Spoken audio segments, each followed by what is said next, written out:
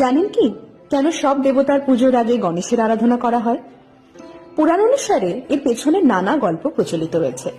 তার মধ্যে একটি অনুযায়ী একবার গণেশ ও কার্তিকের মধ্যে কে আগে ত্রিভুবন প্রদক্ষিণ করে আসতে পারবে তার প্রতিযোগিতা হয়। ঠিক হয় যে আগে ত্রিভুবন পরিক্রমা শেষ করে শিব ও পার্বতীর কাছে ফিরে আসবেন তাকে পুরস্কার হিসাবে অমরত্ব এবং জ্ঞান ভাণ্ডার দেওয়া হবে। কার্তিক তড়িঘড়ি তার বাহন ময়ূরকে নিয়ে ত্রিভুবন পরিক্রমায় পাড়ি দেন, আর গণেশ তার পিতামাতা শিব ও পার্বতীকে পরিক্রমা করেন। কারণ স্বরূপ তিনি জানান পিতা ও মাতাই তার কাছে ত্রিভুবন। এই কথা শুনে মুগ্ধ হয়ে যান শিব পার্বতী।